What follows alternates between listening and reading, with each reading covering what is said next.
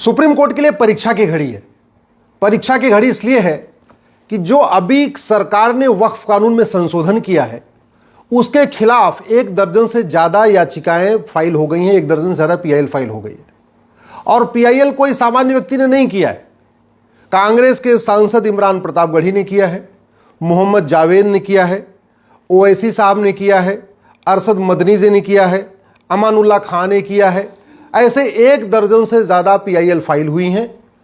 और कल सिब्बल साहब और सिंघवी साहब ने सीजेआई साहब से रिक्वेस्ट किया कि इन पे तत्काल सुनवाई की ज़रूरत है, तो हो सकता है 2-3-4 दिनों में इस पर सुनवाई हो जाए। अब सवाल यह है कि सुप्रीम कोर्ट में पीआईएल तो फाइल होती रहती है, मैं भी करता रहता हूं, तो फिर ये परीक्षा की घड़ी कैसे है? परीक्षा की घड़ी ऐसे है कि ये 1995 वाले कानून को जब मैंने सुप्रीम कोर्ट में चैलेंज किया था, उस समय सीजेआई थे चंचूड़ साहब, उनके साथ बैठे थे जस्टिस सूर्यकांत, वो अभी कुछ दिनों के बाद वो भी सीजेआई बन जाएंगे।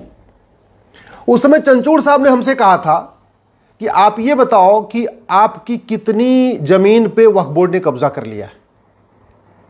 आप सीधे सीधे सुप्रीम कोर्ट क्यों आ गए? हाई कोर्ट भी जा सकते थे। उन्होंने कहा कि पहले ये एस्टेब्लिश करिए कि इस कानून के कारण आपको क्या नुकसान हो रहा है, आपका कौन सा फंडामेंटल राइट वायलेट कर रहा है। तो मैंने कहा साहब, जब अगर पर्सनल नुकसान हो तो फिर पीआईएल किस बात की? पीआईएल का तो मतलब ही होता है पब्लिक इंटरेस्ट लिटिगेशन।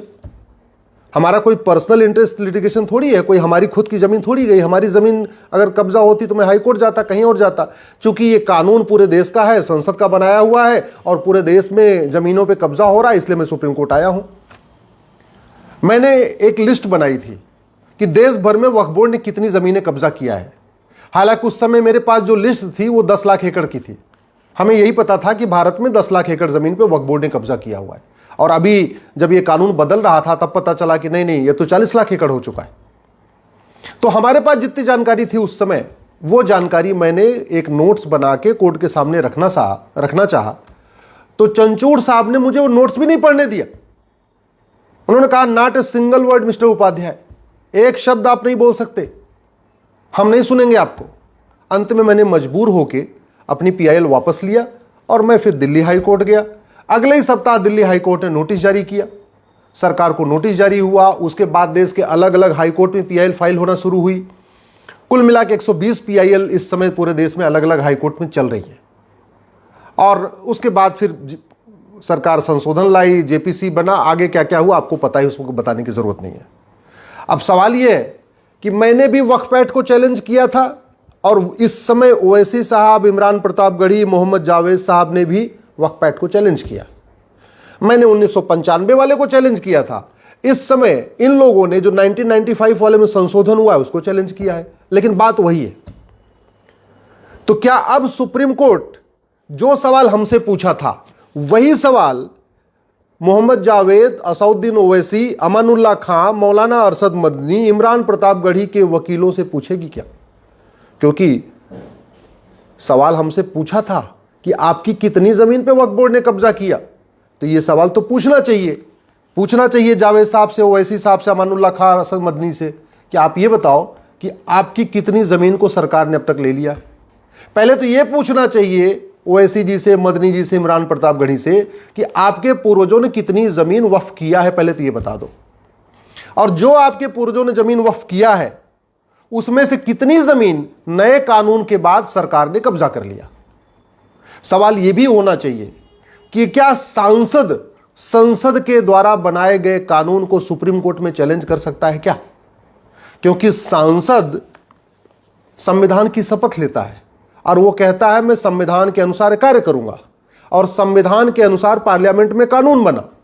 तो क्या सांसद को पीआईएल फाइल करने का अधिकार है क्या सुप्रीम कोर्ट में? और दूसरा, क्या सांसद को वकालत करने का अधिकार है क्या? क्योंकि सिब्बल साहब भी वकील हैं और सिंघवी साहब भी वकील हैं।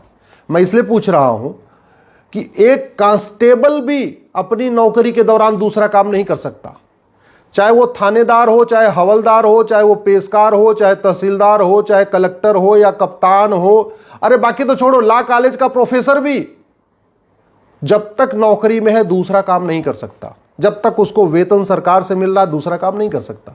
इवन टीचर को भी प्राइवेट कोचिंग खोलने का अधिकार नहीं, जबकि जो स्कूल है वो तो 5-6 घंटे ही चलता है।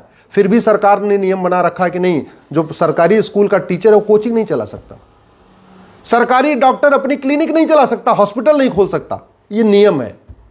तो फिर सांसद और विधायक जिनको वेतन भत्ता गाड़ी बंगला सब कुछ मिलता है अच्छा कानून बनाने के लिए, जब तक वो सांसद हैं, जब तक वो विधायक हैं, जब तक वो वेतन ले रहे हैं, जब तक वो भत्ता ले रहे हैं, जब तक सरकारी गाड़ी का यूज कर रहे हैं, क्या उनको कोई भी दूसरा काम करने की छूट मिलनी चाहिए? क्या उनको वकालत करने की छूट मिलनी चाहिए? मुझे लगता है सुप्रीम कोर्ट के एक बार इस पे भी ध्यान देना चाहिए। सवाल एक बात यह भी है कि क्या जैसे हमसे सुप्रीम कोर्ट ने कहा था कि आप हाई कोर्ट क्यों नहीं गए, सीधे सुप्रीम कोर्ट क्यों आए, क्या यही सवाल अब सिब्बल साहब से, सिंघवी साहब से पूछा जाएगा? तो क्या यही सवाल इमरान प्रतापगढ़ी, मोहम्मद जावेद, अरशद मदनी, ओवैसी साहब से पूछा जाएगा? और अब तो ज्यादा पूछना बनता है, इसलिए पूछना बनता है कि सुप्रीम कोर्ट कई बार कह चुका है कि अगर किसी मामले पे देश की अलग अलग हाई कोर्ट में मैटर पेंडिंग है तो कायदे से वो मैटर पहले हाई कोर्ट चलना चाहिए और फिर सुप्रीम कोर्ट आना चाहिए। जब 120 PIL फाइल हो गई सुप्रीम कोर्ट में, अलग अलग देश के हाई कोर्ट में, तो मैंने एक ट्रांसफर पिटीशन फाइल किया था और वो ट्रांसफर पिटीशन भी जस्टिस सूर्यकांत साहब की बेंच में लगी थी। तब उस समय जस्टिस सूर्यकांत साहब ने कहा था कि काम करिए, पहले किसी एक हाई कोर्ट का फैसला आने दीजिए, फिर देखेंगे क्या करना है, अभी ट्रांसफर पिटीशन भी एक्सेप्ट नहीं किए। तो अब तो देश भर में 120 PIL फाइल पेंडिंग पड़ी हुई है, हैदराबाद में भी पेंडिंग है, मुंबई में भी पेंडिंग है, सारी ऐसी देश की कोई हाई कोर्ट नहीं है जहां 1-2 PIL पेंडिंग नहीं है वक्फ एक्ट के खिलाफ। और नए वाले जो आ रहे हैं ये भी वक्फ एक्ट के खिलाफ आ रहे हैं। बस हम पुराने वाले कांग्रेस वाले जो कानून था 1995 का, हमने उसको चैलेंज किया, ये लोग जो अभी नया वाला संशोधन है उसको चैलेंज किया। तो अब ये देखना है कि क्या सुप्रीम कोर्ट इन लोगों को, ओवैसी साहब को, इमरान प्रतापगढ़ी को, मोहम्मद जावेद को, मदनी साहब को, ये कहती है कि काम करो, अपने हाई कोर्ट जाओ, वहां पहले से ही मामला पेंडिंग है, वहीं जाके पहले अपनी बहस करो, और जब किसी हाई कोर्ट का फैसला आ जाएगा तब सुप्रीम कोर्ट हम देखेंगे। सुप्रीम कोर्ट क्या करता है बहुत जल्दी क्लियर हो जाएगा। क्या सुप्रीम कोर्ट का जो स्टैंड मेरे लिए था वही स्टैंड ओवैसी, मदनी, इमरान प्रतापगढ़ी के लिए रहेगा?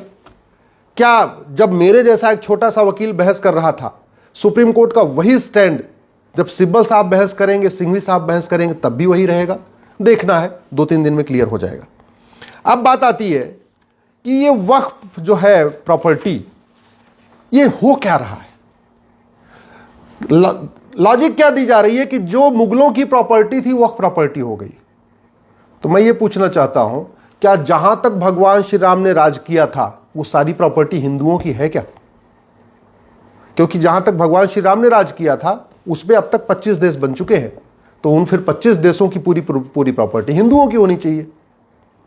क्या जहां तक भगवान भरत ने राज किया था वो सारी प्रॉपर्टी हिंदुओं की है क्या?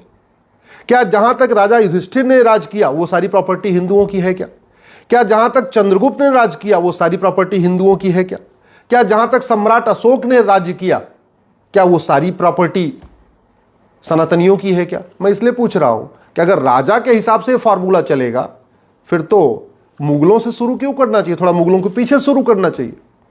और जहां पे युधिष्ठिर ने राज किया, भरत जी ने राज किया, भगवान श्री राम ने राज किया, चंद्रगुप्त ने राज किया, अशोक ने राज किया, वहां तो 25 देश बन चुके हैं, फिर तो 25 के 25 देश पूरा हिंदुओं के होने चाहिए, वो सारी प्रॉपर्टी हिंदुओं की होनी चाहिए।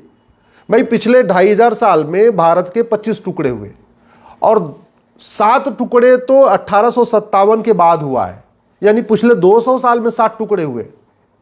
तो कायदे से चाहे ये म्यांमार हो, चाहे तिब्बत हो, चाहे अफगानिस्तान हो, चाहे पाकिस्तान हो, चाहे बांग्लादेश हो, ये सारी प्रॉपर्टी फिर तो हिंदुओं की होनी चाहिए अगर राजा के हिसाब से चल रहा है। और अगर नहीं, फार्मूला एक है, तो फिर मुगलों की जमीन वक्फ कैसे हो सकती है? और जब मुगलों की जमीन वक्फ नहीं हो सकती तो मुगलों के नवाबों, मुगलों के निजामों, मुगलों के जागीरदारों, मुगलों के जमींदारों, मुगलों के तीमारदारों, मुगलों के रजाकारों की जमीन वक्फ कैसे हो सकती है? भाई बड़ी सीधी सी बात है, शासन बदलता है तो जमीन ट्रांसफर हो जाती है। यानी जब तक मुगल थे, मुगल राज कर रहे थे, उसके बाद अंग्रेज आए, सारी जमीन का मालिकाना हक अंग्रेजों को ट्रांसफर हो गया। 1947 में देश आजाद हो गया, 1950 में संविधान लागू हो गया, सारी की सारी जमीन भारत सरकार को ट्रांसफर हो गई।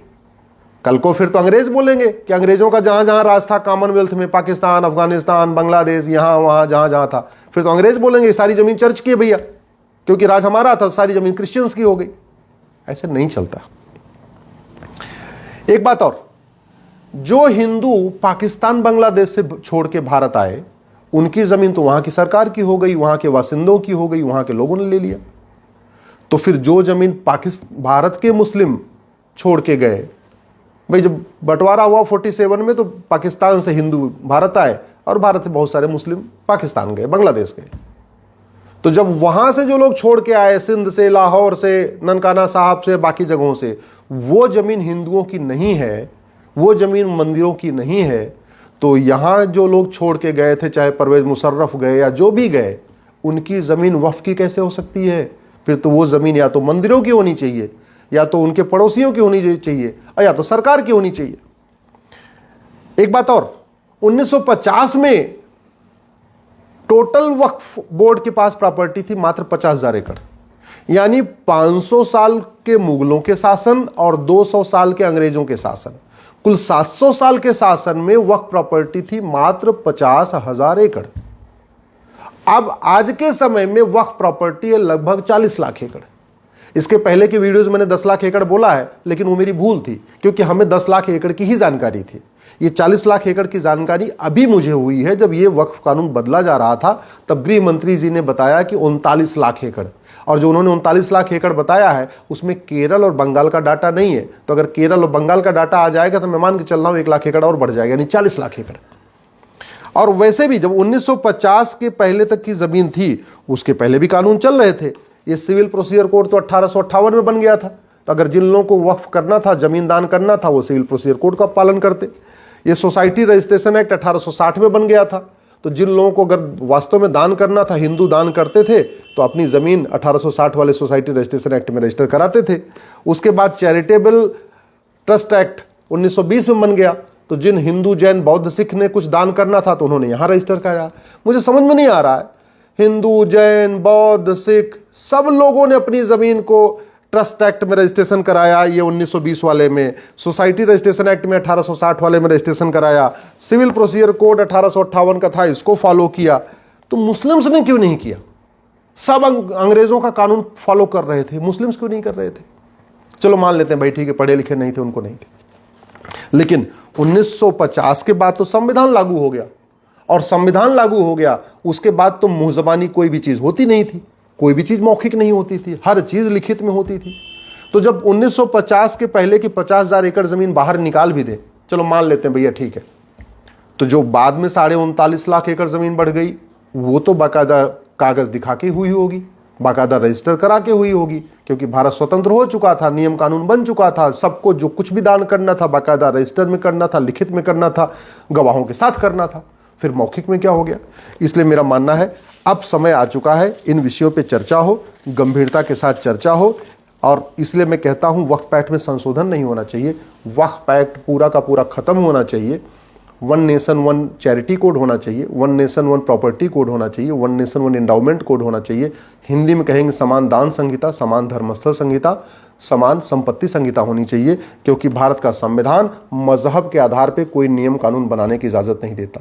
एक बार वक्फ बोर्ड तो फिर भी बन सकता है, वक्फ ट्रिब्यूनल तो मजहब के आधार पर हो ही नहीं सकता, बिल्कुल नहीं हो सकता, क्योंकि ट्रिब्यूनल कोर्ट का काम करता है और कोर्ट मजहब के आधार पर नहीं होती है।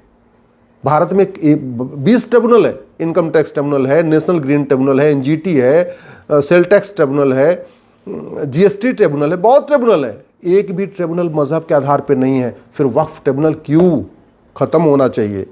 संविधान मजहब के आधार, और जमीन का फैसला हमेशा रेवेन्यू कोर्ट करती है। सबके जमीन का फैसला रेवेन्यू कोर्ट में हो रहा है, तो फिर मुगलों के जमीन का फैसला वक्फ ट्रिब्यूनल में क्यों होगा? मेरा मानना है इस पे गंभीरता के साथ जांच होनी चाहिए। और वैसे भी एक तरफ तो कहते हैं मुस्लिम गरीब है, मुस्लिम गरीब है तो फिर दान कर किसने दिया? ओवैसी साहब बता नहीं रहे कि उनके पूर्वजों ने कितना वक्फ किया, मदनी साहब बता नहीं रहे कि उनके पूर्वजों ने कितना वक्फ किया, इमरान प्रतापगढ़ी बता नहीं रहे कि उनके पूर्वजों ने कितना वक्फ किया, मोहम्मद जावेद बता नहीं रहे उनके पूर्वजों ने कितना वक्फ किया, बुखारी बता नहीं रहे उनके पूर्वजों ने कितना वक्फ किया। वैसे बुखारी साहब बुखारा से आए थे तो उनको तो वक्फ का अधिकार ही नहीं, यहाँ की 1 इंच जमीन पर उनका मालिकाना हक नहीं। मदनी साहब मदीना से आए थे, इसलिए भारत की 1 इंच जमीन पर उनका अधिकार नहीं बनता। ओवैसी साहब वगैरह सब विदेश से आए, इसलिए यहाँ की एक इंच जमीन में उनका हक बनता ही नहीं है। और जिनका बनता भी है तो उनको कागज तो दिखाना चाहिए। अगर मेरी बात ठीक लग रही हो इस वीडियो को अधिक से अधिक शेयर करिए, अपने सांसदों को भेजिए, विधायकों को भेजिए। अगर आपके जान पहचान में कोई नेता है, अभिनेता है, लेखक है, बुद्धिजीवी है, पत्रकार है, कलमकार है, उसको ये वीडियो भेजिए। अगर आप किसी जज साहब को जानते हैं, ये वीडियो उन तक भी भेजिए, क्योंकि मामला अब परीक्षा की घड़ी की है। देखना यह है कि सुप्रीम कोर्ट ने जो स्टैंड हमारे जैसे एक छोटे से वकील के लिया, क्या वही स्टैंड सिब्बल और सिंघवी साहब जैसे बड़े वकीलों के लिए भी होता है? सुप्रीम कोर्ट ने जो स्टैंड हमारे लिए लिया, क्या वही स्टैंड ओवैसी के लिए, मोहम्मद जावेद के लिए, इमरान प्रतापगढ़ी के लिए भी लेती है? अब ये देखना है। बहुत जल्दी सुनवाई होगी, दूध का दूध पानी का पानी हो जाएगा।